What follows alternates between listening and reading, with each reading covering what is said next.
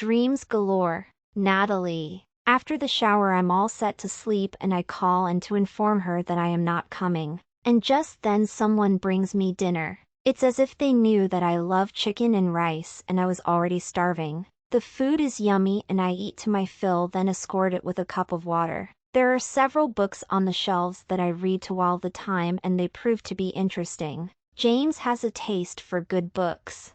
I later jump to bed and fall asleep immediately, but later in the night I have strange dreams. In one of the dreams I see a mysterious woman with a tiara on her head. She's accompanied by two big black wolves, and they find me walking inside a dense forest. As I prepare to run away, afraid that they mean harm to me, the woman speaks, saying that I should not be afraid. I relax a bit and wait as the woman approaches me, and when she's a few feet away she tells me that James is my mate and I should accept him. In another dream I see James and I walking together side by side, each of us with weapons in our hands. We are in a battleground. This scene fizzles out without anything else. In the final dream I see my parents and my brother Boniface happily attending my wedding ceremony. It's not clear in the dream who my mate is. Lastly, I see George running away, with a whole lot of wolves in hot pursuit. That's when I wake up, sweating. The room is flooded with natural light. It's already 8 o'clock as per the clock on the wall.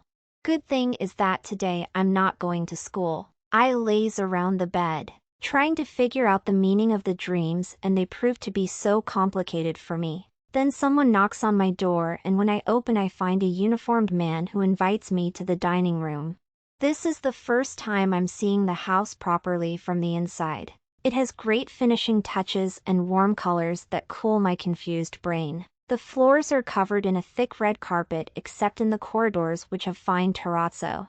The guard leads me straight to the dining room where James is already at the table fully dressed, and so is Mike. Mike is so excited to see me. He jumps out of his chair and comes running to me and embraces me with his small arms. "Natalie! I missed you! I'm glad to see you again," he says as his grip tightens. I lower my hands and pat his thick hair, but my eyes are on the table. I'm looking at James. Then I remember that woman in my dreams last night and my gaze shifts to the ground. "Come, let's have breakfast." Mike finally lets go of me, then tugs me towards a seat next to James, and when I'm settled he occupies a seat opposite mine. "Hi Natalie, how was your night?" James asks. "It was nice. I think I was tired because I've just woken up," I say. "Certainly. Hopefully you are now rested and fresh," he says. "Welcome, let's eat." There's lots of food to choose from on the table, but I start with a cup of coffee. Nobody talks as we are all focused on the breakfast. My plan is to finish eating, then walk home and spend the day doing laundry. James is the first to finish eating and he starts wiping his hands with the warm towels on the table. "I'm going to be in my office, Natalie. Will you see me after you are through?" he says as he rises from his chair. "All right. I won't be taking long. I'll be on my way home anytime. I will talk to you on my way out," I say. He hesitates a bit before walking away. He looks every bit of a business executive.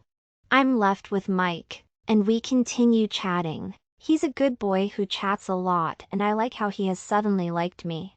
"Why are you going home?" he asks. "My family. They must be worried about my whereabouts," I say. "But they know you are James's mate and you are in his house," he says. Now this is a tricky question because I have not yet decided to be James's mate. "They must be concerned," I say. "Tell you what, why don't we play some games for a while before you go? Just some few minutes?" he asks. I find it difficult to decline his request because he's just a child craving for someone to keep him company, owing to the fact that he only has James and the servants to talk to. He leads me to a room with some computer terminals and sits behind one. It's a game of racing cars, a game that my brother Boniface used to play when he was young. He used to tag me along when playing and I was a bit conversant with it. We take turns in playing. When he loses, I take over, and the cycle continues until I discover that we have been playing for 3 hours.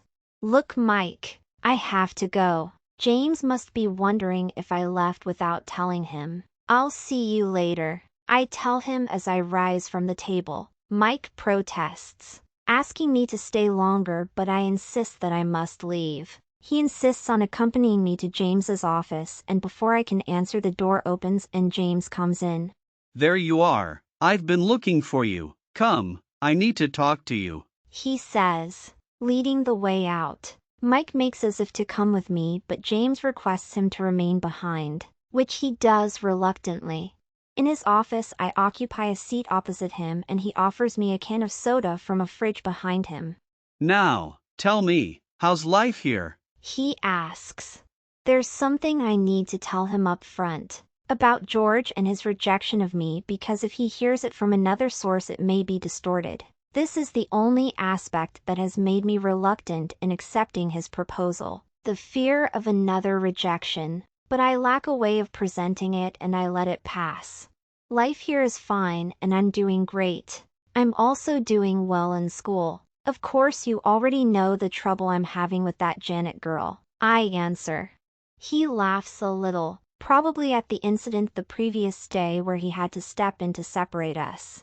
Yes, I know. These girls can be something else, especially that one. She kept throwing herself at me at the party I had organized the other day, but I made it clear that I wasn't interested. She wasn't my mate. You are, but why are you so reluctant in accepting me? He asks. I'm stuck. I only need to think about it, James. Give me some time, please, I say. Well, let it not take long. Meanwhile, I am inviting you to dinner later tonight, so don't think about going anywhere until then, he says. I look at my watch and I'm shocked. How time flies. It's already lunchtime and I had planned to leave before 10 o'clock. And what will I be doing here all that time? I ask him. Well, you can go back to your room and relax. You can play with Mike. I mean, there's so much you can do here. We will be glad to have you around. There has never been a female here for long, you know. Well, I think I'll just go back to my room and relax. Maybe catch some sleep. But after dinner, I'll have to go back home before my family starts worrying about me, I say. Yes, that will be fine with me, he says. I leave him at his desk perusing some documents and walk back to my room. I turn on the television and start watching some soaps, but I fall asleep at some point only to be woken up at around 5 o'clock by Mike. James is waiting for me at the dinner table. He tells me.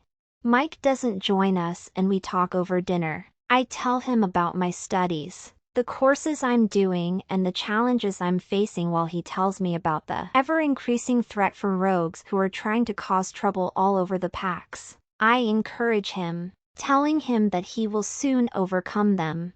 The way I see it, this is going to be an all-out war and everyone will be required to fight. We have reliable information that they will start by attacking a neighboring pack, our allies, and that means we have to fight, he says. I have heard before that James is a fighter, always on the front line. I'd like to be a fighter too, but I don't know how to go about it. I hear you have fought before. How's the experience? I ask. War is not good, but when it's necessary I don't hesitate to fight. I hate to see defeated warriors falling to their death. I hate killing enemies, but if I don't kill them, they'll kill me. Yes, I'm a warrior. I am impressed. We talk on a wide range of topics until I realize that it's getting late and I excuse myself. I need to go home. The longer I stay close to James, the more I get attracted to him, and I'm not yet sure whether that's what I want. Look, Natalie, please think about what I told you, and don't take long. I need you by my side. The situation is getting out of hand and everything as we know it might change, he says. I assure him that I will answer him in a few days. I thank him for his hospitality. His family has reminded me of my family back at the Two Hills Pack, and I'm almost getting emotional. The sun is almost setting when he drives me home. He has insisted on it even after I said I'll walk.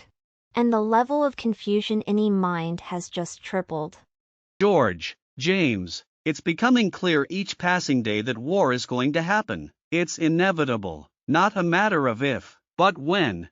Rogues have positioned themselves, ready to attack the packs around us, and since we have peace treaties with the packs, if someone attacks them we join in the war on their side. In line with this, I have authorized our trainers to recruit more fighters and warriors. We have been here before. I have fought rogues before.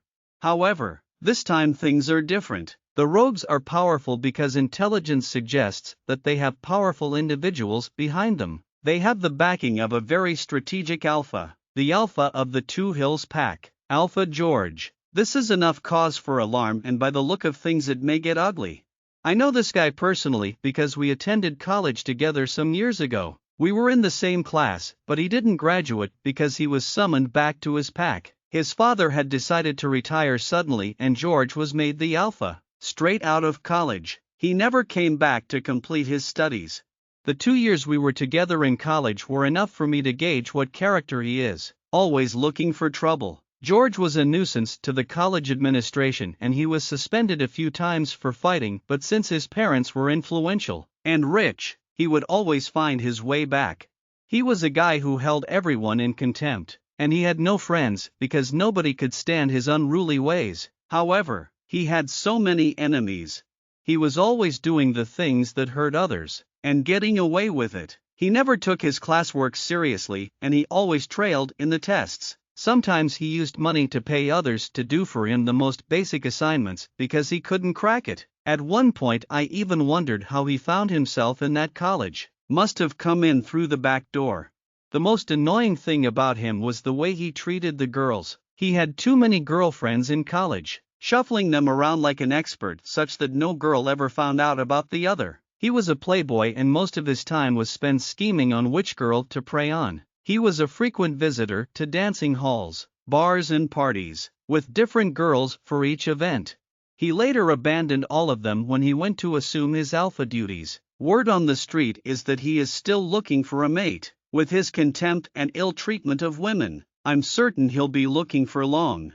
I remember an incident where we fought those years back when he spilled hot tea on me while we were in the dining hall. I would have excused him if it was accidental, but I had seen that it was deliberate. I rose just in time before the full contents of his cup soiled my pants, but my hands got most of it. Instead of apologizing, he stood there, grinning like the proverbial Cheshire cat as if he had done something good.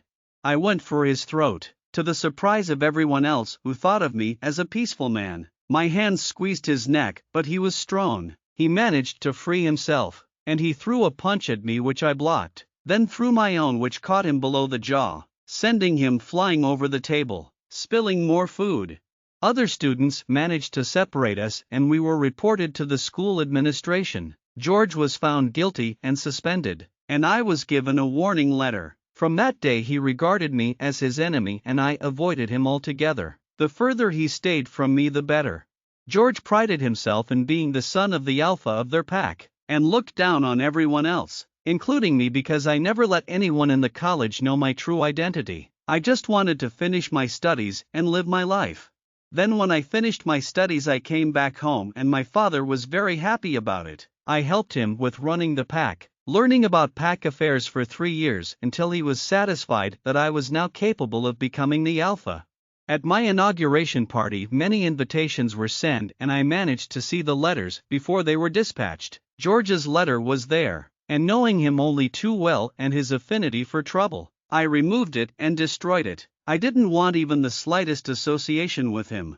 Due to the dislike I have for him, I happily receive members of his pack who seek refuge in my pack. Knowing him, I can easily guess why they find it impossible to stay at his pack. This strategy has worked to my advantage because one of the defectors is now my mate. I have been searching for a mate for years, and I wonder whether I would have found her if she had never ran away from the Two Hills pack.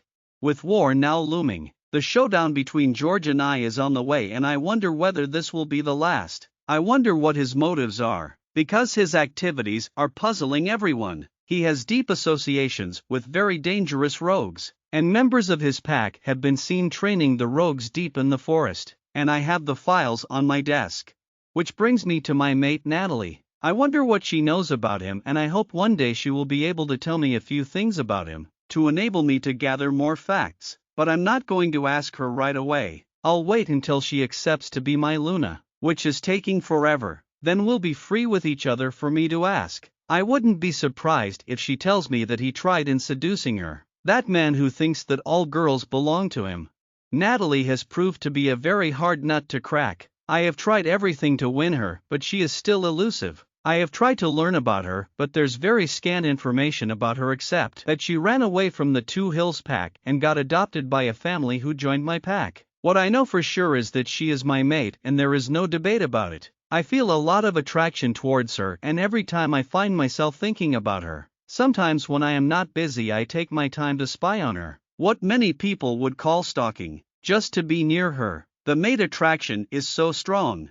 Just the other day I was in the college's parking lot when she fought with another girl over me. I heard all the things that girl Janet called her, unprintable insults, because they were right outside my tinted car. I wanted to stay hidden all through the altercation, but when it went physical I had no alternative but to intervene. Many other times I drive around incognito and park my car outside their house just to see her, because my heart longs for her and I wish that one day she will feel the same for me. The office of the Luna of this pack needs an occupant, especially now that we are going into tough territory. We need leadership, now more than ever, and a person of strong character like Natalie will be a big boost. I only wish she could see it that way.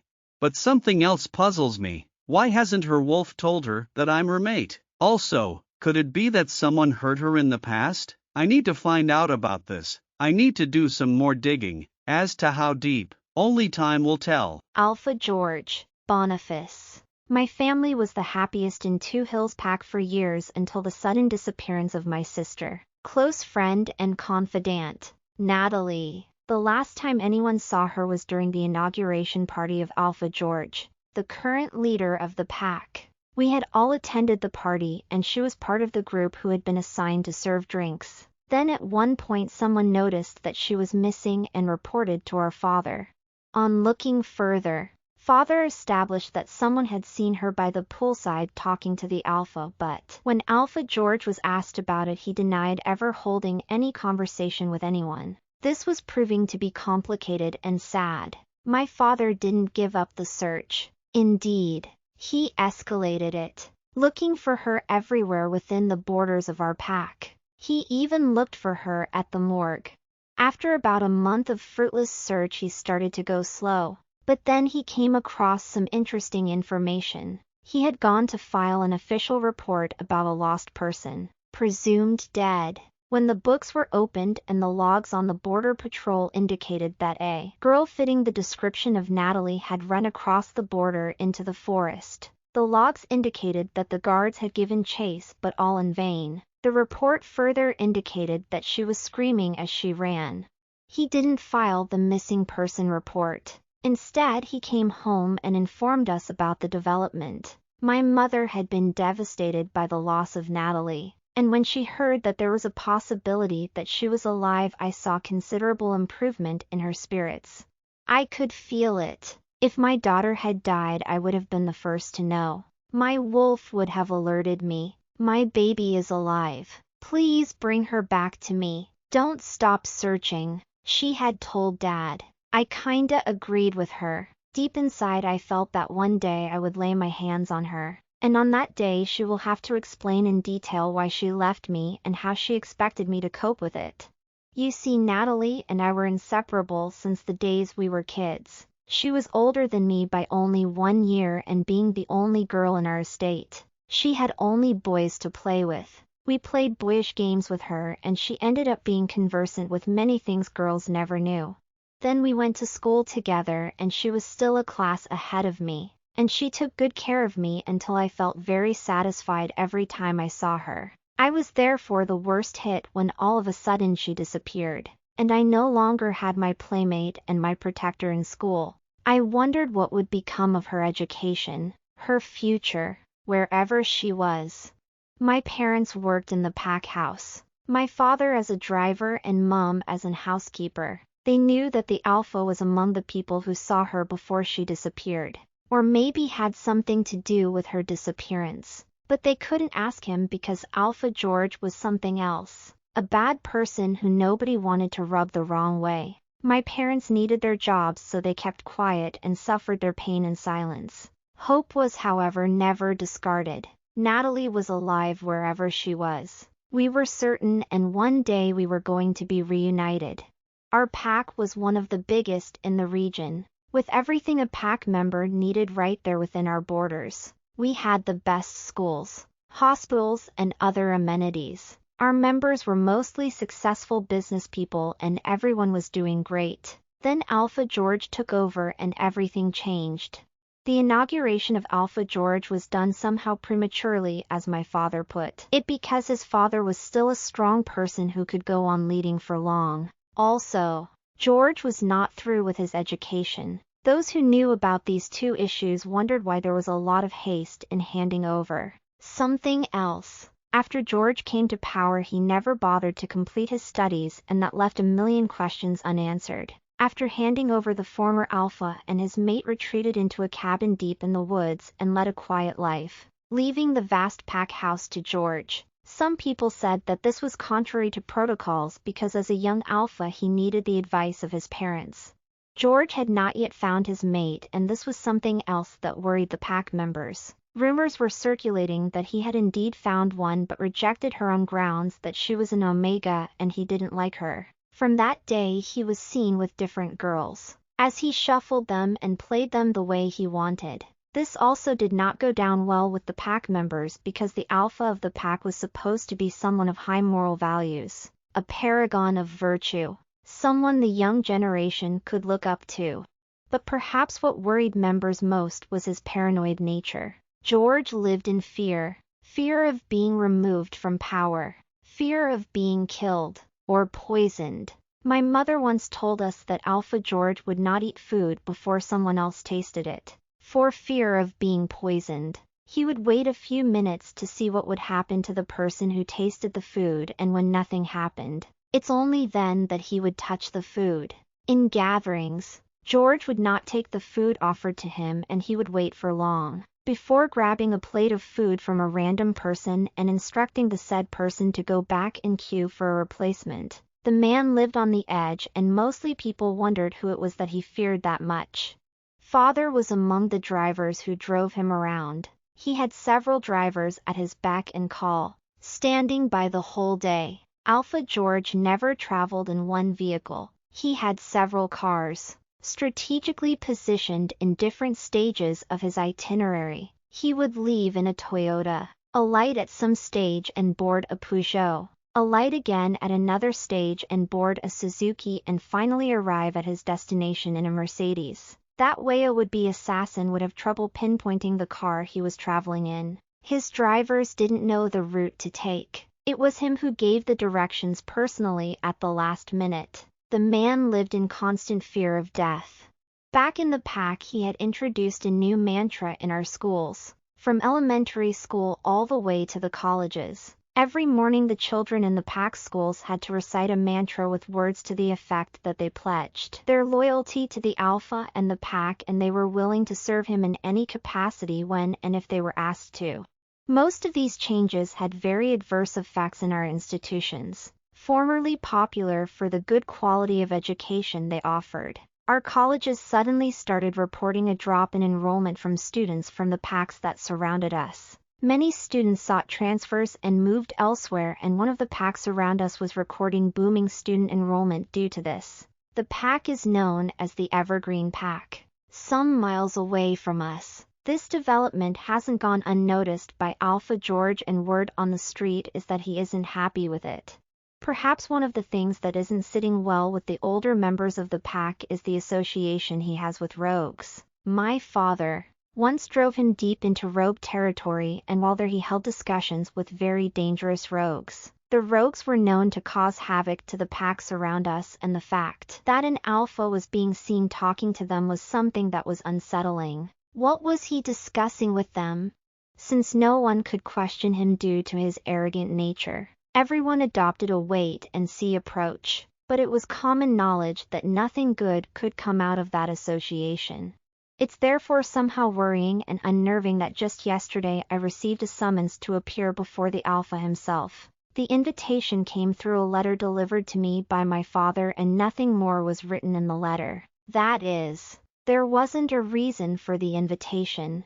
I have been waiting at the reception for hours and he has not showed up. But that is something everyone expects from him. His unpredictability. I wonder what he wants from me. As I wait, I'm joined by another man and we start chatting about general issues. It occurs to me that the other guy has a letter similar to mine, and we wait pensively for the Alpha to come. Minutes past noon, we hear a soft hum as a car parks in the parking lot outside and two men hurriedly walk into the office. They order us to stand up. Then they frisk us, as if they're looking for weapons. When they find none, they stand in silence, as if mind-linking someone. It's only then that His Majesty the Alpha George walks in, head held high. He walks right past us without a single word and enters his office. We resume our seats and wait to be summoned.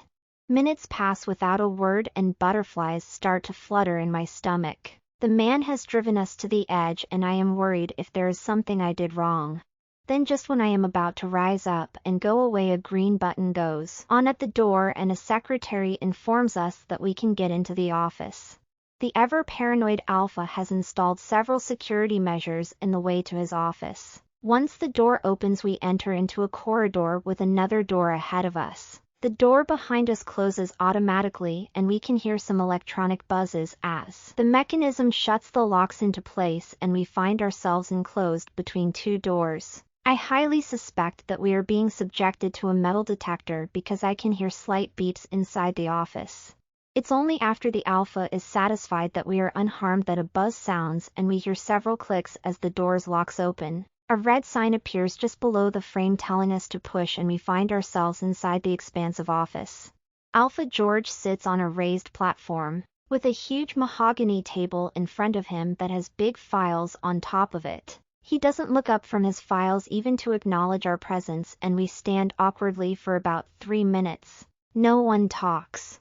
I don't like Alpha George at all, but I can't say that I hate him. He is our leader and I have already accepted that fact. What I dislike about him is the loyalty pledge I have to recite every morning in college. I love my pack. I don't think I'll ever move to another one. So I find the pledge useless, but since it's a must that we recite it, then I have no choice. The other reason is personal. He knows something about the disappearance of Natalie, and one day I will find out what it is. The person who saw him talking to her the night she disappeared wasn't stupid, and he knew what he saw. Since he is a security guard who can't testify against his boss, I have decided to give the matter some time, and when the time is ripe I'll make sure that George tells me the truth. Natalie had better be alive where she is, because if she isn't, then God help me, George will be looking at death in the eye. Finally he shuts the files and arranges them again on the table, and he looks up at us. Gentlemen, welcome and take a seat. Sorry for keeping you waiting. Will you take tea or coffee? He asks, a fake smile on his face. He has already figured everything out because a uniformed girl appears from a side door with a flask and pours out 3 cups of tea. I notice that the Alpha doesn't touch his cup and it remains untouched even as we leave 30 minutes later. I hope you two know each other now, but I'm going to do the introductions just for the record. Boniface. This is Logan, a member of this pack. The two of you have been summoned here because there is a special task that I need you to undertake. He says, I wonder what this could be, and he remains silent for a while, letting the words sink. I take several sips from my tea as I wait for him to proceed. He rises from his seat and walks to the window and spends almost a whole minute looking outside. The man employs the aspect of suspense properly. When he resumes his seat, he takes out a fat file and removes a piece of paper. Then he puts on his reading glasses and speaks. I need the two of you to accomplish a special task for this pack. I have chosen you to train some people who will be assisting this pack in some future mission. But before you start training the guys, you need to be trained yourselves. Therefore, I have called you here to inform you that from tomorrow you will be needed to report at our training base at 8 o'clock to start the training, which will last a whole month. After that you will become trainers for our allies. Are we clear so far? He asks. Logan seems to have understood, but I haven't. I raise my hand and he tells me to ask. Who are these allies, if I may ask? I ask. Boniface. I didn't want to divulge this information just yet, but since you are asking, you will be training a few allies, what some of us have branded as rogues.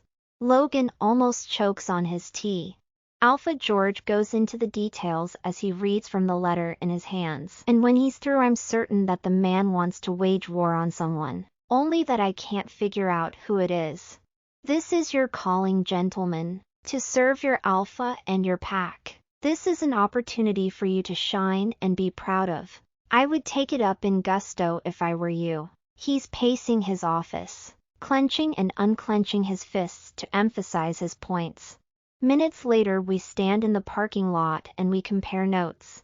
Do you think there's a war coming? Logan asks me. I know there is. I answer him. It's heating up. Natalie, my wolf, is the source of this problem, man. I wish she could come out and tell me what to do. Matters of mate bonds are best handled by our wolves, I say to Anne as we wash the dishes after dinner.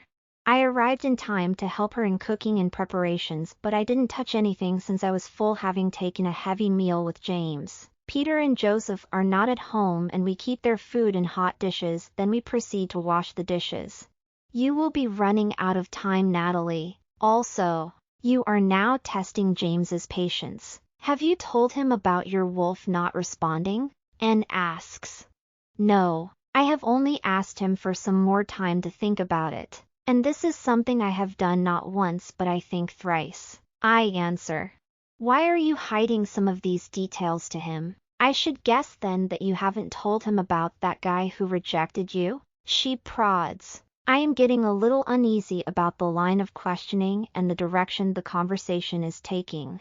Goodness, you haven't? Are you even planning on telling him, or you are waiting for him to find out by some other means? And if he finds out from elsewhere, what do you think will be his reaction? She asks. After I take too long without answering, then she stops washing the dishes and comes closer, and looks at me squarely. Natalie, this is your chance. Stop letting it pass. If James Wolf tells him you are his mate, what are you waiting for? Please go back there tomorrow and tell him that you accept to be his mate. And please, for the sake of the future, tell him everything about your past, including the rejection by Alpha George. These little secrets have a potential of ruining your life in future. She sounds very concerned. Yes, I'll do that, I say. She doesn't believe me. I can tell by the way she looks at me, more like the way a mother looks at her errant daughter. Promise me, Natalie. Promise me that you will tell him about the rejection, even if you don't reveal the rest. She insists.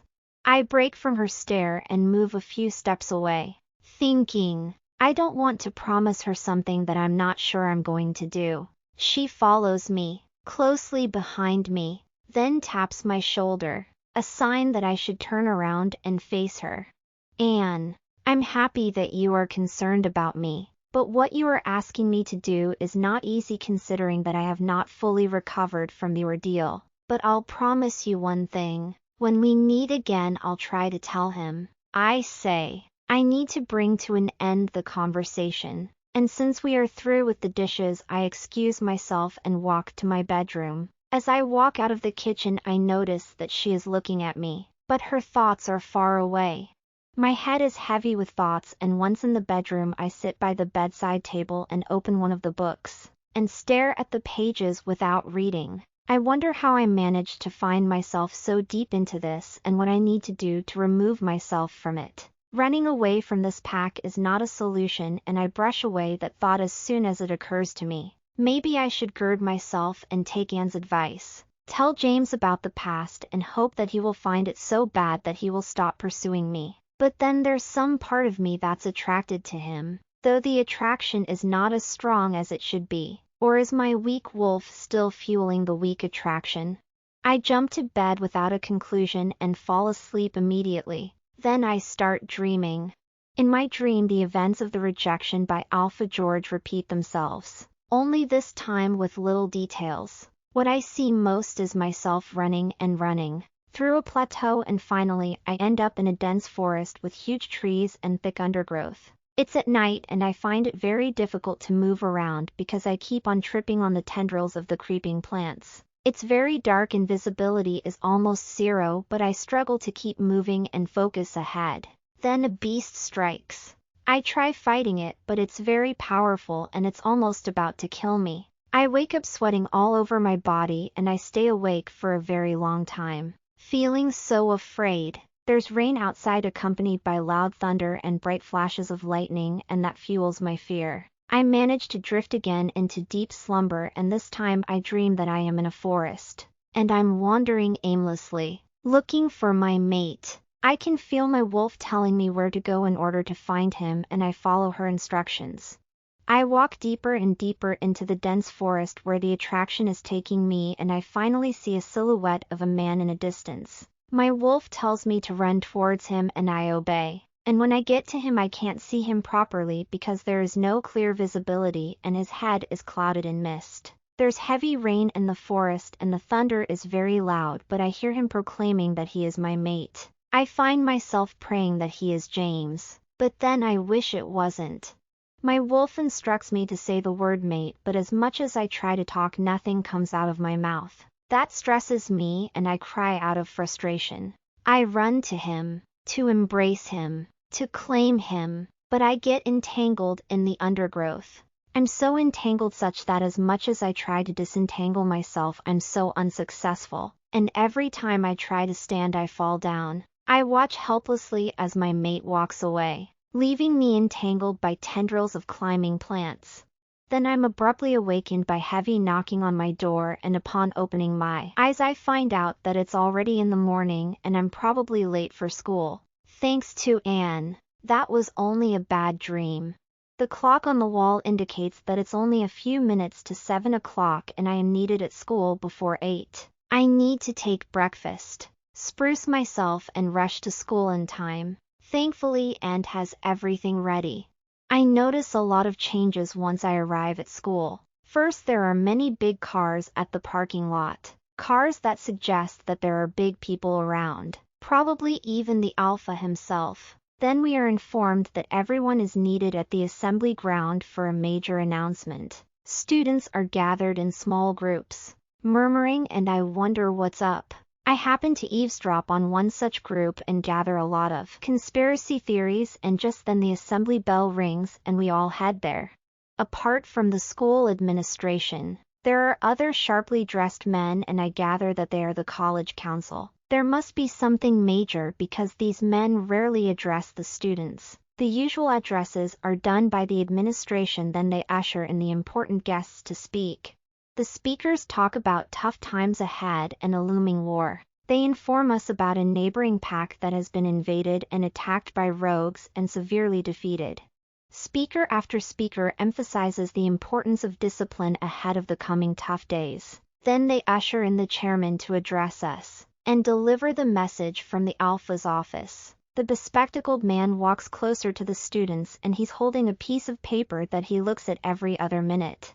Good morning, students. He starts. Those who have spoken before me have outlined the problem we are facing. As you have heard, we have a problem with rogues, emboldened rogues, strong rogues who are invading packs and wreaking havoc. A neighboring pack is a victim of this. The matter has been discussed at the highest level of this pack. He says.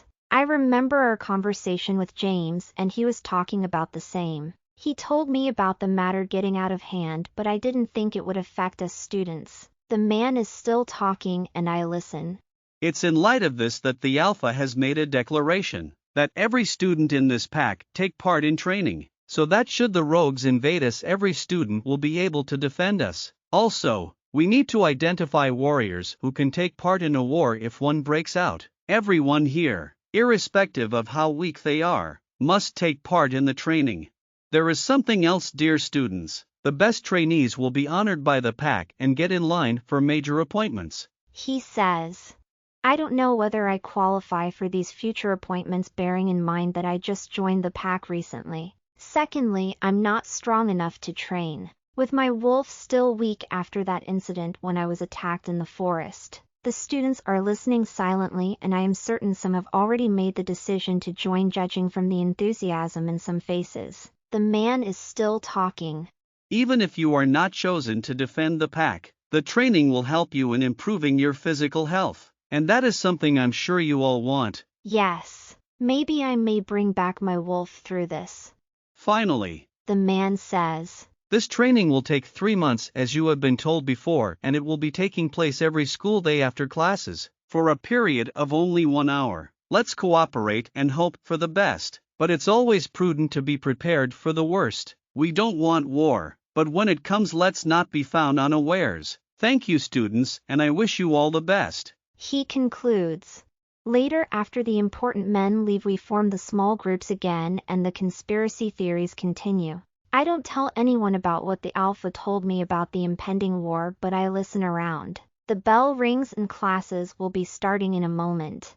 The first thing in the order of the day is filling up of recruitment papers. We are all required to sign in, and I have no objections. I need to get strong. I need to become a warrior and in the process make my wolf strong. I need to enroll in the training, and I sign the forms. Classes start after we have signed the forms, and I soon forget about it and concentrate. There's another assessment test on the way, and I want to excel in it. Nowadays the lecturers have taken note of my efforts and they give me some more attention, something most of my classmates are not happy with. These days Janet has completely stopped talking to me and she avoids me altogether, and I'm happy about it because I don't want confrontations. But there's a man who has started showing interest in me. His name is Arnold. He sits just a few rows ahead of me, and I notice that he is interested in me by the way he looks at me. He's handsome and I like him too, and I would like to talk to him, but if he does it first, it's the work of the men to approach, isn't it? That morning during break time he gathers his courage and he does it. As the other students troop out to catch some sunlight, I remain behind to study some more, and I notice that he is still at his desk. I remain silent and wait, because something tells me that this is the day. Then out of the corner of the eye I see him rise from his desk, and I decide to watch what he's going to do next. He pretends to be walking out, but then he changes his mind and comes straight to my desk. I experience a mild heartbeat moment. "Hi," he says, standing tall over me. The man is smartly dressed and his jet black hair is nearly cropped. He would make a few girls fall for him. A fine specimen, but I don't want him in that way. I only want friendship. "Hi to you." I take his extended arm and we shake hands. "I'm Arnold," he says. "Yes, Arnold. I know your name. The lecturers keep on mentioning it," I reply. "Look, I have noticed that you don't like going out for break." "Why?" he asks, and I see that it's only a means of elongating our conversation, and I'm game. "Yes. As a matter of fact, I don't like it. I need lots of time to recover some that I lost," I reply. We keep on talking on many issues, including the just announced training. "I will be taking up the course too," he says when I tell him that I've signed. The conversation continues until other students troop in from outside and he goes back to his desk. I have promised to see him during lunch hour. I spare some moments to think about him. He's very nice to talk to, and maybe he's the right person to be my friend since I have none. During lunch hour he is waiting for me outside the classroom and we walk together to the dining room, talking as if we were old acquaintances. He's quite a talkative person and I enjoy talking to him, but I need to tell him not to expect more than friendship to ever come out of this, so that he knows it at this very early stage, and not to raise his hopes. As we resume our seats after lunch he asks whether he can walk me home, and I admire his confidence. Now this is tricky. What if the Alpha sees us? Alpha James is always lurking in the shadows around me. I have noticed, and I don't want him to start thinking about me in a bad manner. I would like that so much, Arnold. This is so sweet of you, but not today. Maybe some other time. I say, and he has no time to answer me because the lesson begins immediately. I won't let this get out of hand. I can handle it. I will handle it. Conflict. James. Intelligence reports keep coming in. Our officers are overworking. Rogues are getting ready for a major showdown and my allies are on red alert. Just the other day an envoy from the Woodland Pack came to me with a very damning report that 2 members of the Two Hills Pack were actively involved in training of rogues deep in the forest. The report, now in my desk, has the photos of the rogues as they undertake basic training, and in a separate photo there are the 2 members of the Two Hills Pack being trained in hardcore maneuvers, and my thinking is that they are being trained to become trainers. There is something that is puzzling me though. These 2 men in the photo, being trained to become trainers. One of them looks very familiar and every time I look at his photo I start wondering where we met. It can't be in college, because he looks younger than me. It's now clear. Alpha George has decided to side with the rogues. This is not speculative because in the same file there are photos of him in the same woods with members of the rogue pack. Also in my possession are phone records. The Woodland Pack have bugged his phone and every phone conversation he has is recorded. Before taking over as Alpha, my father entered into a treaty with this Woodland Pack that should any of us get into trouble, the other would bail him out. This meant that should these rogues attack the Woodland Pack, I would be bound by the treaty to help them. An attack on them was an attack on us. Later, after I became Alpha, the Woodlands Alpha, Zach came to pay his respects and we renewed the treaty. Zach is a very good guy and the reason why the rogues want to attack him is mainly because they mistake his kindness for weakness. For years he has looked the other way as they operated deep inside his territory, and since the forest they had occupied wasn't inhabited, he didn't bother them. Then they used that hideout in his pack as a launching pad to attack another pack some miles away. They wreaked a lot of havoc, killing many innocent people and taking away precious items from the pack house after the Alpha of the pack fled. The stolen items somehow found their way into the hands of Alpha George. Many wondered why the rogues were escalating their activities, but my intelligence officers had told me that this had nothing to do with the greed for power. George wasn't looking for dominance, he was just a glorified thief, using his position to loot from other packs. Well, this time we have him in our crosshairs. Every step he is taking we are watching. I need to start by nipping his efforts at the bud. These 2 men from his pack, being trained to become trainers. I need to get them. I want them to be killed, but not before finding out their identities because something tells me that I know one of them. As far as our preparations are concerned, we are not taking this threat lying down. My pack is blessed with one aspect, a lot of able manpower that only needs a little training and they become very able warriors. Our colleges are full to the brim, having attracted so many youth from all the packs surrounding us, and these are youth at their prime, very energetic and ready to defend our territory if the need arises. And I know George is not stupid enough to launch an attack on me. He knows that I have the numbers. The same colleges have the ability to produce agile warriors to go to war in defense of the Woodland Pack, a war that looks like a foregone conclusion. It's in light of this that I have ordered that every college gets some level of training, and this training must be held in 3 levels. The first level is to identify the most agile students to become warriors and fight outside our territory. Then the second level is to produce those who can defend our territory when the first level has gone outside for war.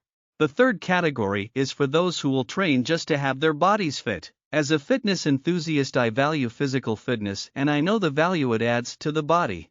Yesterday my instructions were relayed to the different colleges and registration for the training was done. The files reached my office and I was impressed with the progress. Every student, irrespective of the pack they came from, signed up. The training will be starting today at around noon and I have already dispatched qualified trainers to the several colleges in my pack. Once the training is launched today at noon, the trainers will identify the 3 categories, and once that is done the training will be pushed to 4 o'clock every day after classes. The training can't interfere with the education that this pack is known for.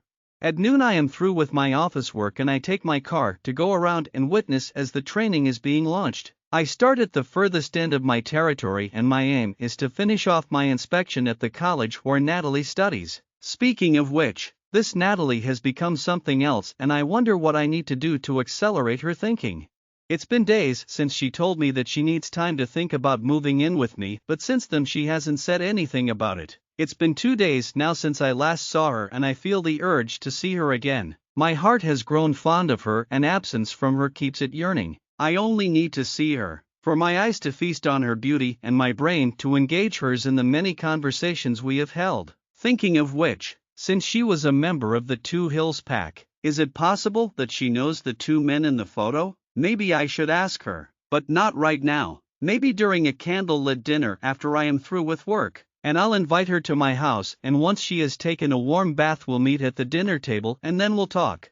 Or maybe we should meet at my office instead, where the files are. I can imagine her surprise when I show the pictures to her and she finds out that they belong to people that she knows. But I don't intend to tell her that I'm planning to have them eliminated. She may warn them before it's done.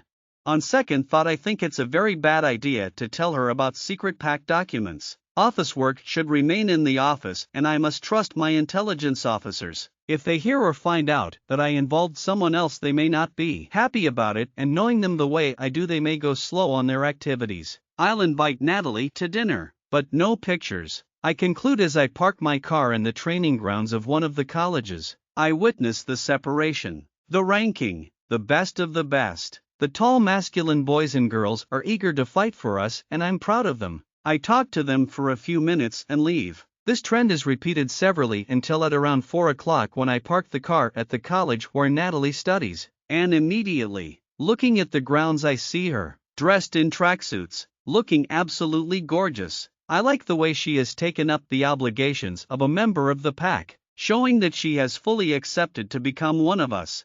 Something, however, bothers me. Why she is not among the top 2 categories. At her physical stature she should be training among the elite, but since I don't want to ask many questions, I sit inside my car and wait for the opportunity to talk to her once she is through with training. Natalie. The training starts in earnest. We are all taken to the vast training ground for vetting. Boys on one side and girls on the other, and the first task is to run about 10 laps in a field measuring 400 meters. The fastest are going to be taken up as the most elite, to be trained to become warriors to fight outside our territory. The second batch is to be taken to be trained as the defenders of the pack. I am in the final category that has scored least, and we are to be taken aside, to be trained in physical fitness for our own good. Frankly, I pity myself for coming last, because despite my lean physique, I am among other girls who look so physically unfit. Some are extremely overweight while others look sickly, but I am grouped among them. I know the reason why I have performed dismally, although I have recovered fully from the attack in the forest by the beast. I am still suffering. My wolf is very weak, and sometimes I even wonder whether she will ever come back. Like now, her absence has made me get categorized as among the most weak, the physically unfit, and worst of all, I have missed an opportunity to become a warrior, a fighter just like Alpha James. Now the thought of him makes me miss him. These days I have developed some fondness for him. I am being attracted to him every passing day. I feel the urge to see him. Then my heart will relax. Pushing aside the thoughts about James, I concentrate in the exercises and I feel great. Maybe this is what I needed to awaken my wolf. I run, skip rope, lift weights and play netball, and at the end of the day I discover that I am way above the girls we have been ranked with. As they lay helplessly on the ground, I still have lots of energy in me, but since the time is up, I walk to the changing room and remove my training clothes. Then take a quick shower and change clothes. I'm heading home to rest. This has been a very good day, full of fun, and I'm looking forward to many more. I walk out of the changing room and bump into Arnold, who looks great after the training. He's caked in sweat and his t-shirt is soaked and sticking into his body, emphasizing his abs and showing clearly his six-pack. "Hi there. I've been looking for you," he says as he approaches for a greeting. "Hi Arnold. You look great," I say.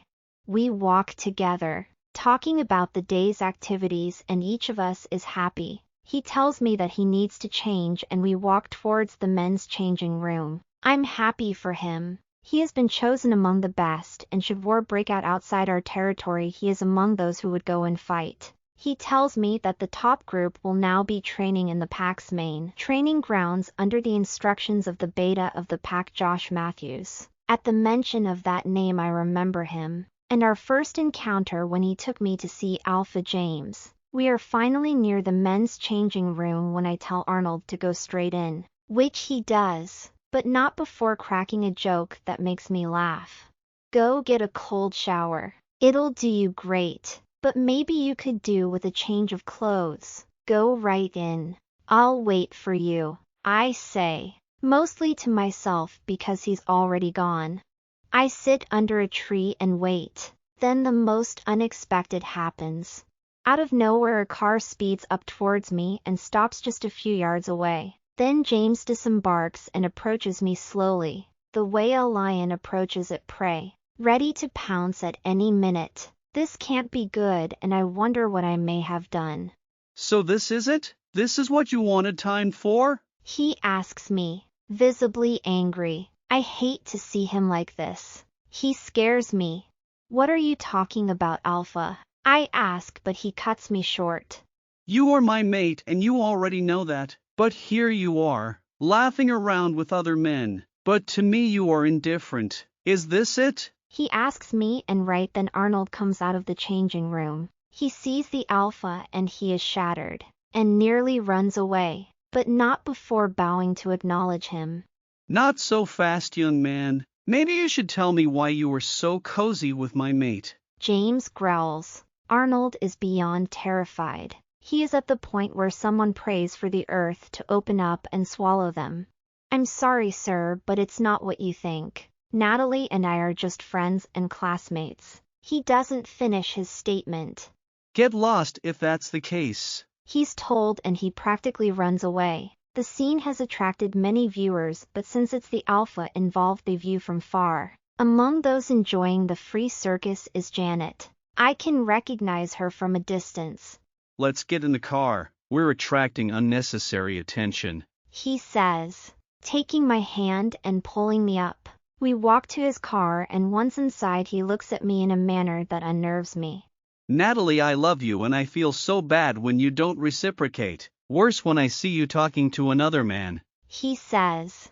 James, we've already made it clear that Arnold is my classmate. Nothing more. So why are you embarrassing me like this? I ask him. Instead of answering, he stretches his hands and holds my head, then pulls me towards him. His hands are very strong, and this is the very first time I am this close to him. His scent is intoxicating and I breathe it in, but he's drawing me closer. Before I can decide on what to do, our heads are nearly touching each other, and I wonder what he's up to. His eyes look, staring into my soul, and I think he is trying to read my mind, to determine whether I'm lying about Arnold. Then out of nowhere he kisses me, a deep, passionate kiss. I'm not sure whether I kiss back or not, because right then I'm lost. I'm not myself.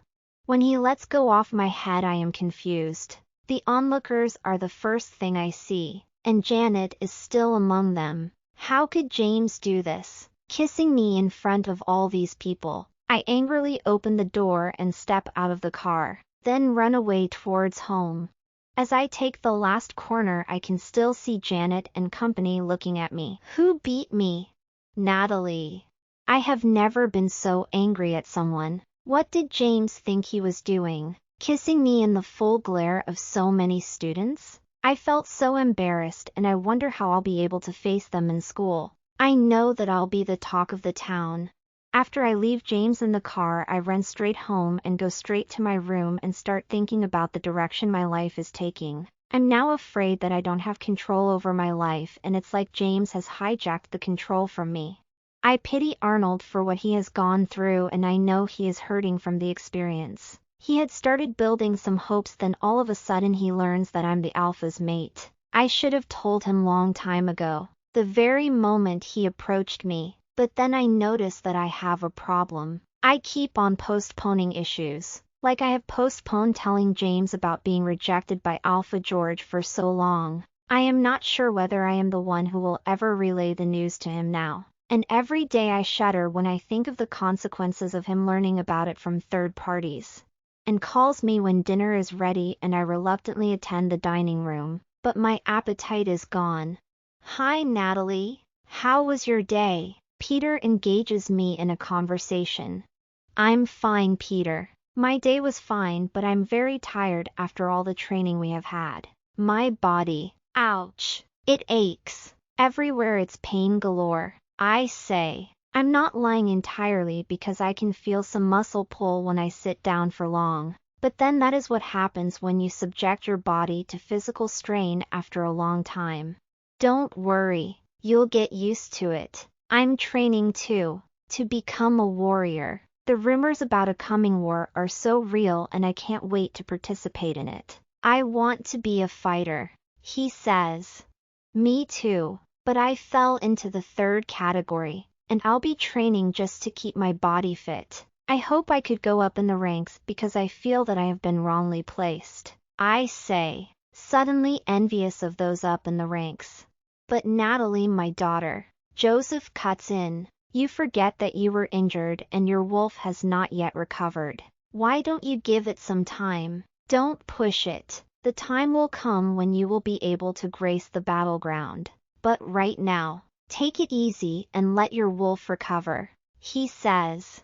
I also want to train. I want to participate in the war. Anne, who had been hitherto very silent, talks and surprises everyone, mostly her dad Joseph. There's a moment of silence as we digest her statement.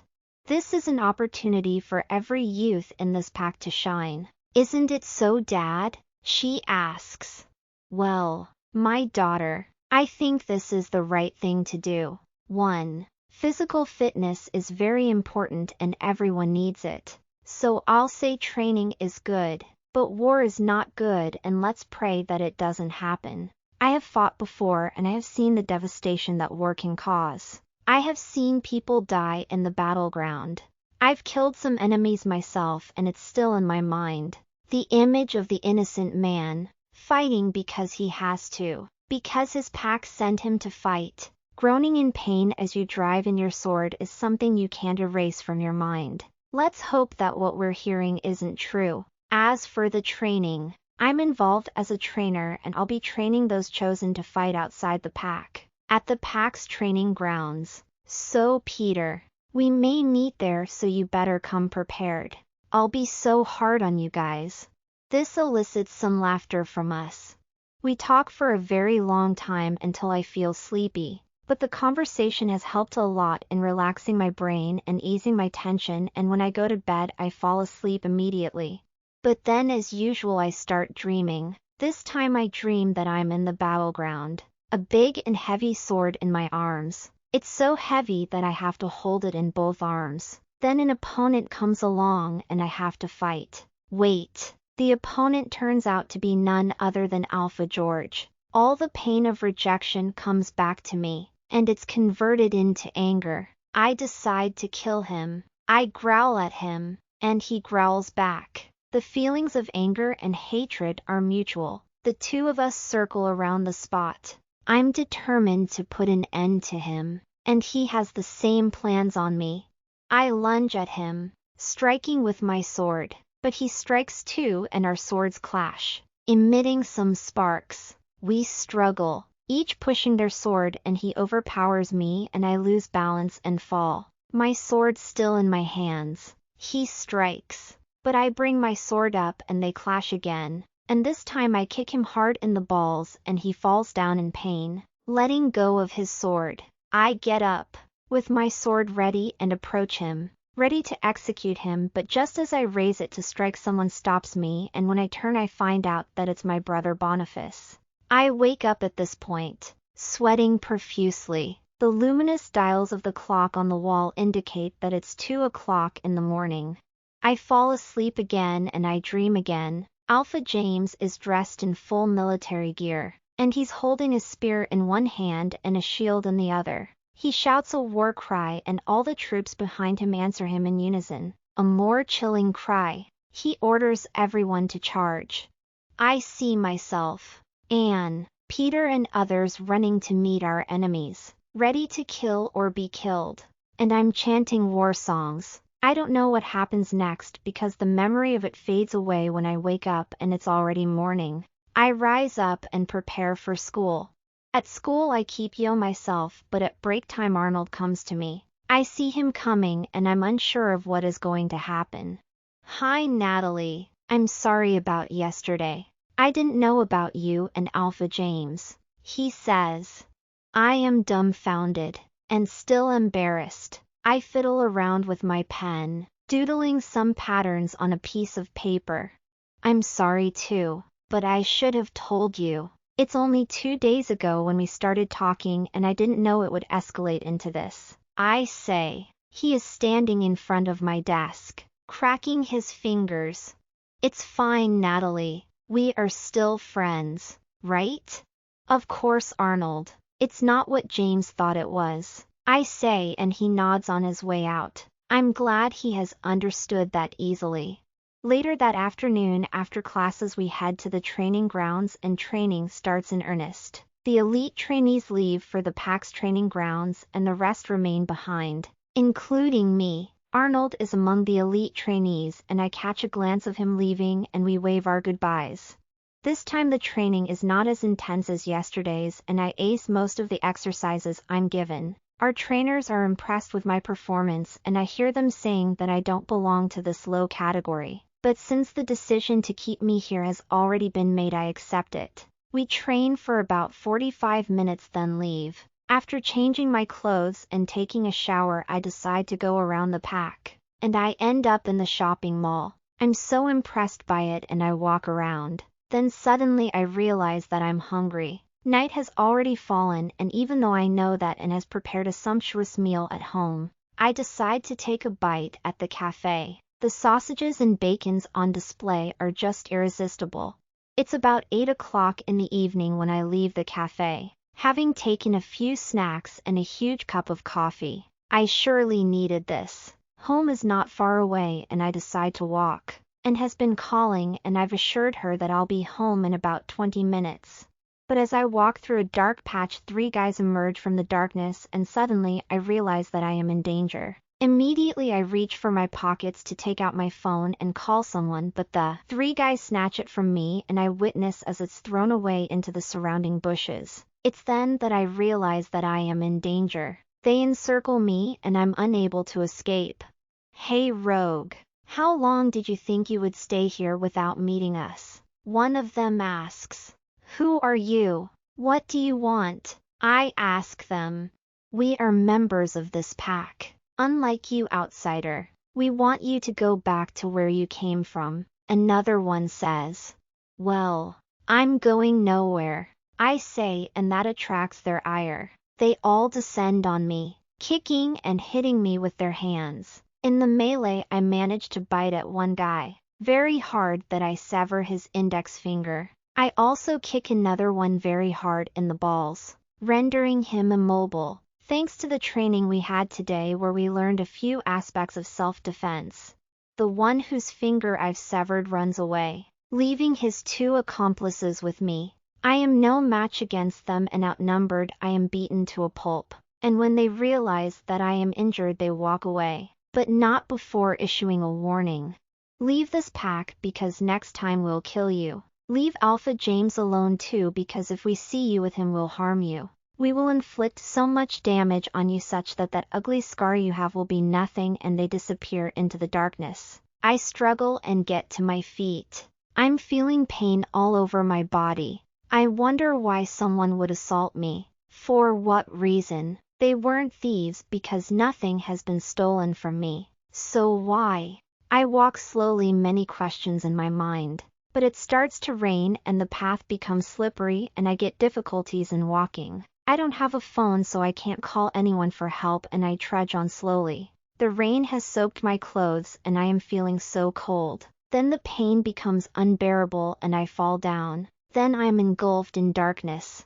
James, after the encounter with Natalie at their school's training grounds, I think it's time I let her do what she thinks is right. Honestly, I have given her enough time to think about us. I have gone to the extent of inviting her into my house to become my Luna, but obviously she is not interested. Then to make the matter worse, I have seen her getting cozy with another man. She can afford to laugh around, make jokes and be free with another man in total disregard of how I feel about her. It can only mean one thing: she isn't interested in me. Why this is the case when my wolf clearly identifies her as my mate is beyond my understanding, and since I can't force her, I decide to let her be. I will from now on concentrate on other pressing matters of the pack, like the coming war. I have managed to send spies deep into the forest where Alpha George is training the rogues, and I expect some photos later tonight. I also have instructed someone to get me the identities of the two men, and I'm still waiting.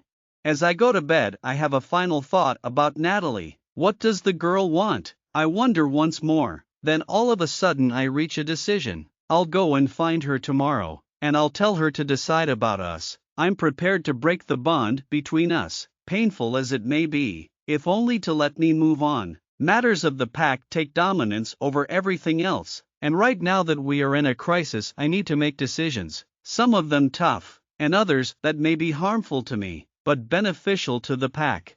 When I wake up in the morning, I carry out my duties as usual. Reports in my desk indicate the names of the two men training the rogues on behalf of Alpha George. One of them is Boniface Stevens. Well, I have never heard of that name before, and I think the familiarity I saw in him was misplaced. I never met anyone by that name, but the more I see his photo, the more he looks familiar, the more I know I have seen him before. Later that evening, as I am heading home, I feel a strong urge to see Natalie. I had decided to keep her in my subconscious, but I feel an irresistible need to see her, just to satisfy my insistent eyes. Much as I try, the urge persists and I give in. It's raining heavily, and as I walk to my car, my beta, Josh, sees me. "Hi Alpha, where are you going in the rain?" he shouts. "Just driving around. You wanna join me?" He doesn't answer, but he joins me and we drive out in the heavy rains. About 20 minutes later, we pull up outside Natalie's home and Josh waits in the car as I walk to the front door. I knock and wait. A girl about the age of Natalie opens the door. "Hi Alpha James, please come in," she says, bowing at me. "Surprised to see me." "Thanks, but I'm looking for Natalie. Can I see her?" As a matter of fact, she hasn't come home and we're beginning to get worried. "Her phone is not going through too," she says. "In that case, I'll not take any more of your time." "Excuse me," I say as I run back to my car. "The rain is too much, but I have to look for her."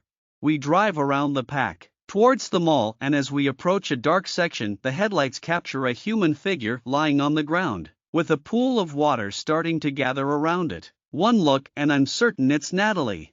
It's her. Let's pray that she is alive. Let's pray for that, Josh, because if she isn't, I'm going to be very devastated, I say as I disembark from the car in the driving rain. Ultimatum. Boniface. Logan and I meet several more times with Alpha George to put final touches on this training issue. There are many questions that have been left unanswered, but I hope we will get the answers as we proceed.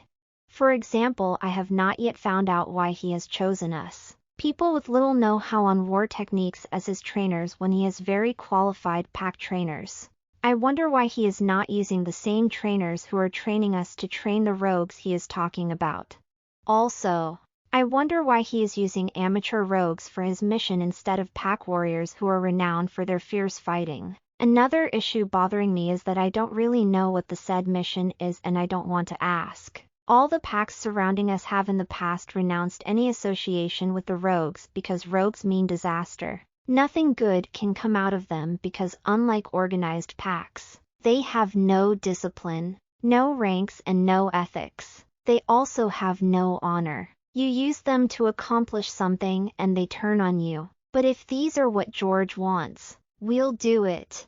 We have been training for some days now and I can feel my body is loving it.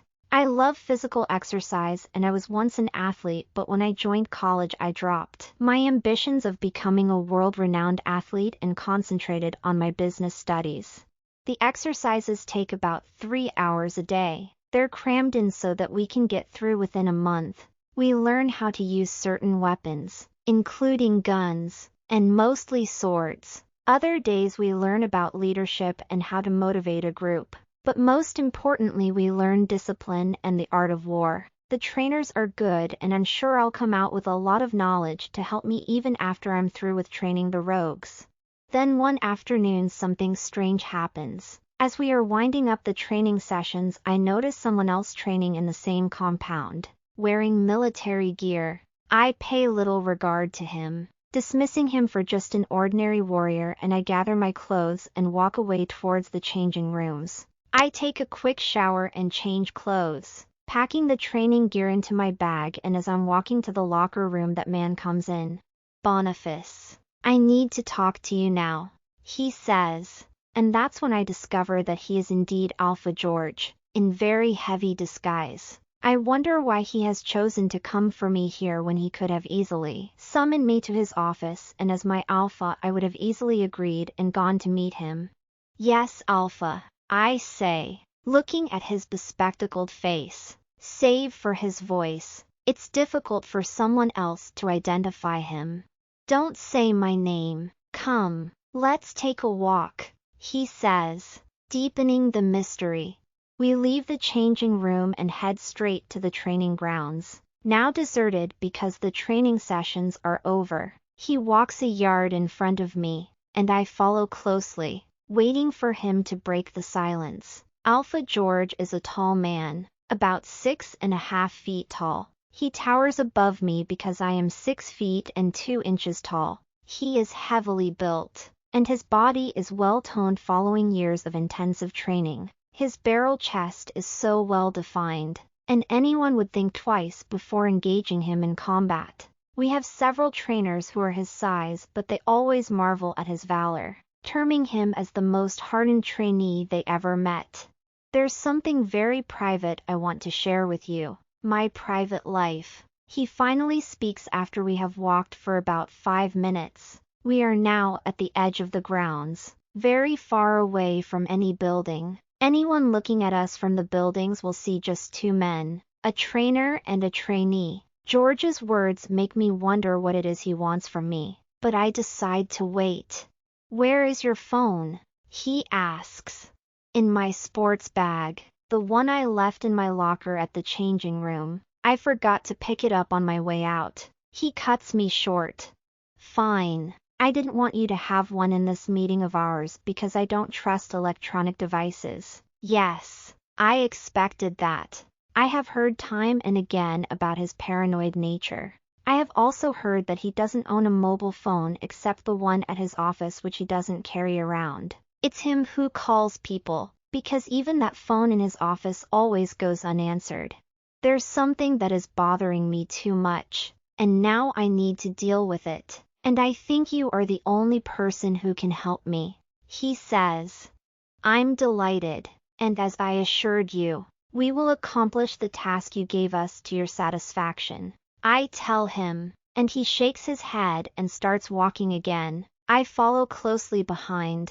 "Listen, Boniface, it's not your mission with Logan that I want us to talk about. It's something else more important. I came to realize that you are a good man, therefore I decided to share it with you. I want you to help me, Boniface." The last sentence is spoken in a low voice, like someone begging for a favor. "I'm ready to do anything you ask, Alpha George," I say. Then I remember immediately that he had forbidden me from using his name. He, however, overlooks my mistake. "It's about your sister Natalie," he says, and I'm so shocked that I stop on my tracks. He notices my sudden change and stops too. Then he walks back towards me. The setting sun is shining on his head, giving him a red hue. "Don't worry, I wanted to tell you that your sister is alive and safe, and I know where she is, even as we speak," he says, and he's now very close to me such that I can smell his cologne. "What? Where? How did you find out? Why?" I bombard him with endless questions. He starts walking again and I follow suit, eager to know more about Natalie. This has gotten me off guard. It's something I wasn't ready for. "Listen, there is something else. Your sister Natalie is my mate," he says. Now this is the bombshell. Is this man sure of what he is saying? How now? He's the alpha and our family are lowly omegas. He certainly doesn't know what he's talking about. Also, he has been toying around with a troop of different women, and I doubt whether my sister Natalie deserves a man like this. Your sister is in the Evergreen Pack. She's a student in one of the colleges there, and she has been there for all the time she has been missing here. I know everything from intelligence reports that have reached my desk. He pauses, as if to let that sink in. Natalie, in Evergreen Pack, about 100 miles from here. Why did she go there without even telling us? Her family? And doesn't she miss us? Knowing the love she had for us, I doubt she could stay all that long just across the border without establishing contact. Not unless we committed a grave sin against her. I'm still thinking when he starts talking again. As I have told you, she is my mate. I feel it. I know it from that night when I was becoming the alpha. I felt that attraction, but she was still a kid and I suppressed it. Now I can't hold it any further. I want her back, Boniface. And it's not only me. This pack needs a Luna. It can't operate without one. And as you already know, an alpha is only as strong as his Luna. Boniface, we are going to get into tough times very soon, and I don't want to be without my mate. To support me, to strengthen me and make me focused. He says. He sounds like one who is reciting a poem. A well-choreographed performance, because as he talks his limbs keep on moving to emphasize his points. I'm confused and I don't know what to say. But then I remember that he requested me to treat him like any other man, to stop calling him alpha. Therefore, naturally he opened the gates for me to ask any question. Tell me, George, there are so many girls you have been associated with. Why Natalie? Why don't you just take one of these girls and make her your Luna? I ask. If for anything, just to elongate the conversation. I expect an hostile answer, but what he says surprises me. Listen, Boniface. I don't deny chasing some skirts, but that was just a stage in my life. Now I'm a mature man who believes that his mate is someone they've been paired together by the moon goddess. A person whose fate and mine have been intertwined. And that mate is your sister Natalie. He says. What if you get your hands on her? Then you use her and dump her? I ask. I amaze even myself with these questions. I'll love my mate with all my heart and forsake all others for us to live happily. He says. Now to the reason why I'm telling you all this. I want you to go into the Evergreen Pack and bring Natalie back here. She belongs to this pack. She's the Luna of this pack and she should stay right here at home. He adds. But we need to find out why she left in the first place, because if we don't address that problem she will still run away again. I say, according to your intelligence, why do you think she left? I ask when he takes long to respond. I don't know. We will never know until she comes back here. Look. I have secured identify cards from the Evergreen Pack with your pictures in them. They are 3 of them, each with a different picture and identity. You will use them to sneak into the Evergreen Pack and find out more about her reasons for escape. Then convince her to come back home, to her parents, her family, her alpha. He says. The last words are emphasized with a clenched fist hitting the air. What about our training? I ask. That one can wait till you come back. Tell Logan to take a break. Now, take this package. Go and read it overnight and I'll contact you tomorrow for more deliberations. He produces a parcel from the side pockets of his trousers and hands it to me, then walks away. It's only then that I realize that he had 2 bodyguards because they emerge from nowhere and the 3 of them walk quickly through an opening in the fence. Later that night I open the package. It's a big brown envelope bound with masking tape. Inside I find 4 pictures of Natalie in different places. She has grown up to be a very attractive girl. But there's something I don't understand about the pictures. Well, the girl in the picture is Natalie, no doubt. But on looking closely she has a very big scar running from her hairline, or even much further, then stretches all the way. straddling past her nose to her chin. Something awful must have happened to her. Was she captured by some people and tortured? I feel the urge to see her and hear her story, and I would have gone off immediately were it not for the appointment with the Alpha tomorrow. I don't mention anything to my parents that night, and when they come in I hide the parcel. I don't want to break the news to them until I'm certain. After everyone has slept I look at the pictures again. Oh, Natalie, why did you do this to us? Leaving without notice? I agonize. As I return the pictures inside the parcel I feel the presence of something else, and when I remove it I find myself looking at 3 identity cards, all belonging to the Evergreen Pack. 2 are for residents while 1 is for a student. All have my picture, but the names are not mine. I gather that I must memorize the names before anything else, and I take time doing it. It's very late in the night, past midnight, when I go to sleep. A uniformed guard is waiting for me outside our house in the morning, and he drives me to the training grounds. Alpha George is in the grounds already. I can see him in the middle, pretending to be training, still in military gear. The guard instructs me to walk and meet him. "Good morning, Boniface. I hope you had a good night," he says, walking to meet me. "Morning, Alpha George. I am fine," I say. Now I want us to go straight to business. I have little time. You have no doubt gone through the documents I gave you yesterday, the current pictures of Natalie and your identity cards. I want you to discreetly enter the Evergreen Pack territory and work on this. Bring back Natalie here as soon as possible, he says. I notice that the grounds are now teeming with many of his guards. Yes, I'll try, I say. That's not good enough, Boniface. You must come back here with her. Use all means necessary, he says, and right then I realize that it's an order. All right, I say, though I'm not sure of how to go about it. Boniface, to ensure that you execute these orders to my satisfaction, we will hold your father until you have complied. Don't worry, we will take great care of him. I hear he likes playing cards, and I'll make sure he's kept busy. Bring Natalie back and he'll walk free, he say, then prepares to leave even before I digest his statement. Wait, my father is innocent. Why should you subject him to this? I ask, trying to reach him, but I'm restricted by his guards who hold me back. I watch helplessly as he boards a car that zooms off at high speed. The guards let me off and they too walk away, leaving me confused on the way forward. And just then I head to my locker and my phone is ringing. Inside the locker, it's my mother calling. Hello, Mom, I answer.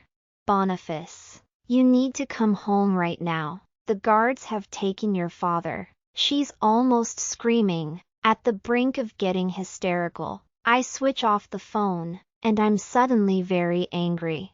Son of a bitch, I'll get you, I say as I walk out of the grounds. Recovery. James, I take Natalie to my house. She has suffered serious injuries and it seems that she has been a victim of an assault. Someone beat her then left her for the dead. Her face is swollen and she is bleeding all over. There is a huge bruise on her chest. Someone hit her with a sharp object.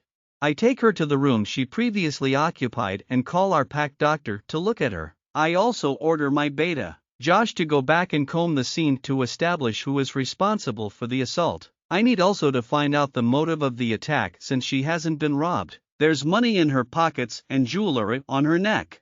Then something else. I'm now certain than ever before that she is my mate. My wolf is restless and he growls angrily in my head. Feeling the pain for his mate, I try calm him down, promising dire consequences to all those who were involved in this atrocity.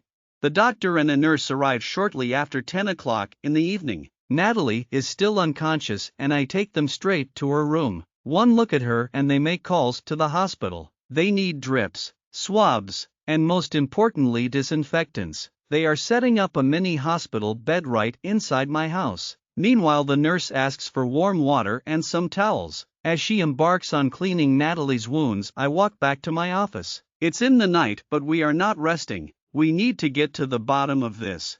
Beta Josh has arrived from the scene of crime, accompanied by 2 other guards. Their raincoats drip with rain, which has become even more heavier. In his hands is a small package, something wrapped up in a polythene bag. We found this, not far away from where she had fallen. It seems that after they attacked her she managed to walk some few steps before collapsing, he says as he unwraps the package to reveal a finger. Someone lost their index finger in the melee. Natalie really fought for her life.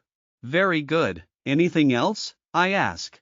Yes, we combed the area, and using our electronic tracker we managed to find her phone, deep inside the surrounding bushes. Someone must have taken it from her and thrown it away. He holds up another polythene bag with Natalie's phone inside. The rainwater must have damaged it, but there must be some evidence in it to pin down the attackers. Listen here, Josh. I want this to be investigated thoroughly. I want everyone who is responsible for this. They must pay dearly for their actions. Start with this finger. We can still extract the fingerprints, then compare with those in our database. Get the owner. Also, look around the hospitals we have in our pack. Anyone who reports for treatment with a missing finger will be our candidate. The person with the missing finger is in trouble already because, as we know, our teeth carry bacteria which are very dangerous if it comes into contact with someone's blood. If he doesn't seek for medical assistance, he dies. Natalie's phone too. It should be screened to see if you can extract some fingerprints. These attackers are the most unlucky people on earth, because when I get them they'll face the music. Get to work immediately. I give the orders. Yes, Alpha James. We will get to the bottom of this. Rest assured we will find them and arrest them. They bow their heads and leave. It's getting late now, but I need to be sure that everything is in order before I retire to bed. I walk back to Natalie's room. It has been modified to look like a small hospital. There are beeping devices and she is connected to an oxygen mask. Also, they have changed her clothes after thoroughly cleaning her. The room has a different smell of detergents and antiseptics. The nurse is still attending to her, and when she sees me she stops to talk to me. How is she? I ask her. She's now stable. Good thing is that she has no internal injuries and her major organs are performing properly, but she has lost a lot of blood. Any time now she may regain her consciousness. They must have hit her in the head, leading to a mild concussion, but that is nothing to worry about. In the next hour I'll be disconnecting this oxygen mask because she's breathing properly now. She appraises me. Thanks, nurse. I appreciate all that you are doing to her. Can I hang around for a while? I ask her.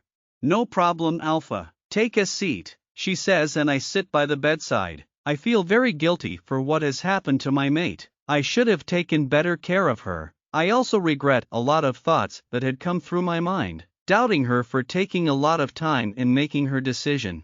I admit that I was a bit jealous when I confronted her when she talked to her male colleague, and once she has recovered I'm going to apologize. I have been trailing her, observing her every movement, and just when I decide to go slow on my surveillance she gets attacked. I am surely to blame here, but before I take all the blame, I want the culprits. They'll pay dearly for this. Maybe I should start finding out who her enemies are. At that moment I remember there was this girl Janet. They were fighting with her at the college parking lot a few days ago. Maybe I should order Beta Josh to look at her. I'm stopped in my tracks and I stop thinking because right then Natalie opens her eyes. She tries to rise from her bed but she's unable to do it. Relax, Natalie dear. I'm here, I say. She stops moving but her eyes are open. The nurse disconnects her mask and she rolls her eyes and they meet with mine. Hi, Natalie, I say. Hi, Alpha James. She whispers. The nurse cuts in, telling me to avoid talking too much to her because she must be drowsy and weak. I therefore take up her hand and caress it slowly. She raises her head to look at me and I can see a smile on her face. Then she goes back to her resting position. The clock on the wall has just chimed midnight and she slips into deep slumber. I think it's time for me to leave. I have been here for long. Well, nurse, thanks for all you have done for my mate. I'm glad to see she's back and out of danger. Good night, I say as I rise to leave. You are welcome, Alpha. I'll be closely monitoring her, she says as I leave for my bedroom. It has been a long day and I'm dead tired. Natalie. I wake up to unfamiliar surroundings. I'm sleeping in what looks like an hospital bed, but when I look around I feel like I have been to this room before. Then right away a nurse approaches the bed. "Hi there, you are finally awake. How are you feeling?" she asks. "I am thirsty. I need some water," I say. She presses a button on the wall and I hear a bell ringing in her room a distance away. A minute later James comes in and he's followed closely behind by a man in doctor's uniform, complete with a stethoscope on his neck. "Well," the doctor says, "we are now good, aren't we?" "Yes, she's now fine, but she's still weak and she may need to stay here for a while," the nurse says. Can I talk to her? James asks. "Yes, certainly, but after she has taken some water, and she also needs to eat," the nurse says. In that case, I'll go back to my office. I'll come back after you are through with her, he says before leaving. The doctor conducts some tests on me with his stethoscope and later on with a thermometer. He later fills in a form and leaves. After I have taken some water, the nurse helps me to eat from a tray with some assorted foods and fruits. Then she cleans me up and leaves. And at that moment James comes in. Good morning, beautiful. I'm happy to see you are fine. I was worried about you, he says. Thanks, James. I was told that it's you who rescued me from where I had fallen, I say. Honestly, I don't know what would have happened had he not come in time. I even shudder to imagine. Don't mention it. I came looking for you. I needed to apologize to you after my conduct at the training grounds, he says. Yes, that kissing incident and the little exchange about Arnold. James, it's fine.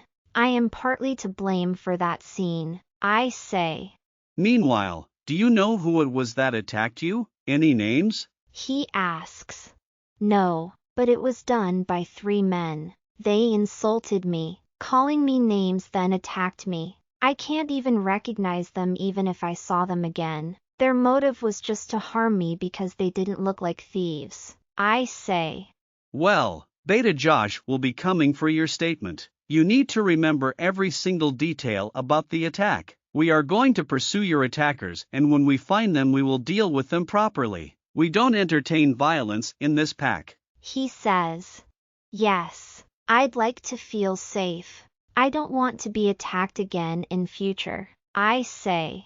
Well, excuse me, I'm going to do some pack work. Take some time and rest. You need to heal, he says, then rises from his seat and comes close to my bed. My heart thumps at seeing him towering above me. He then bends down and kisses me on the forehead.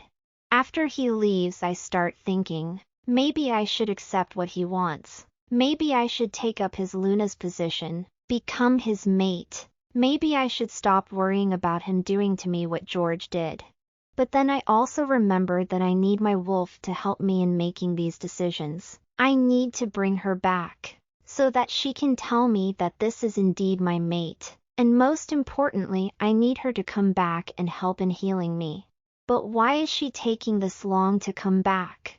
My thoughts are interrupted by the nurse who opens the door. A small crack just enough for her head to peep inside. Natalie, you have some visitors. May I let them in? She asks.